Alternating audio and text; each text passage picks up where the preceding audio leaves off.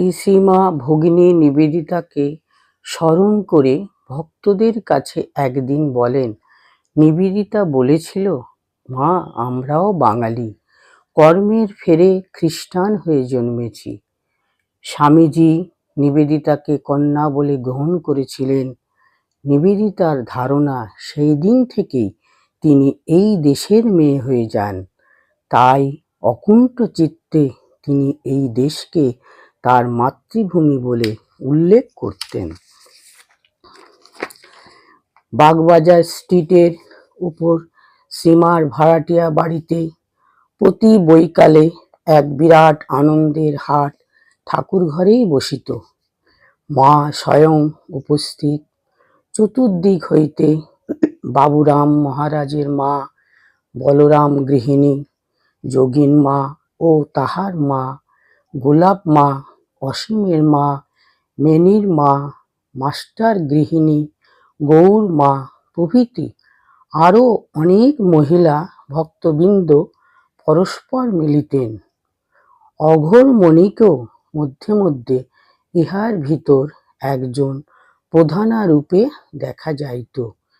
নিবেদিতাও তাহার নিকটস্থ স্কুলবাটি হইতে এই আসরে যোগদান করিতেন।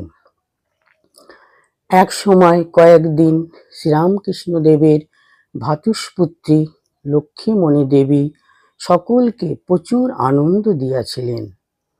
গোলাপ মা তাহার জামাতা পাথুরিয়া ঘাটার রাজা সৌরেন্দ্র ঠাকুরের বাড়ি হইতে নানা রূপ পিতলের গহনা, বালা, হার, অনন্ত, বাজু, রূপার পাইজোর প্রভৃতি জোগাড় করিয়া সুন্দর নববস্ত্রে লক্ষ্মীমণিকে বৃন্দের ভূমিকায় সুসজ্জিতা করিতেন।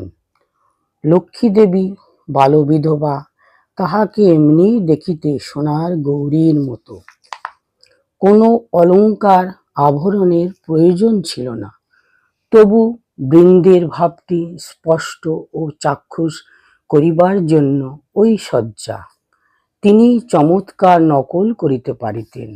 গলাও মিষ্ট, অসম্ভব রকমের স্মরণ শক্তি ছিল।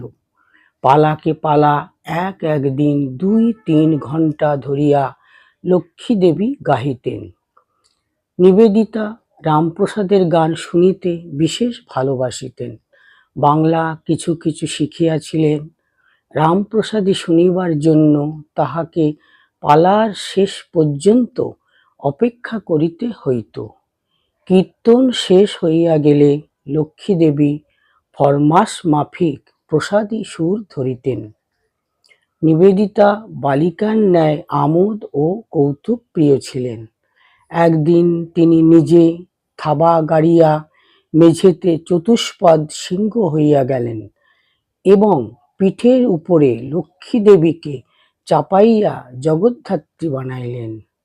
মুখে ঠিক সিংহের মতন তর্জন গর্জন করিতে লাগলেন।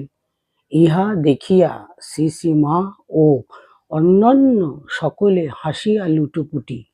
এই দৃশ্য দেখে কি আমাদের মনে হয় না, নিবেদিতা আমাদেরই একজন, আমাদের দেশেরই মেয়ে।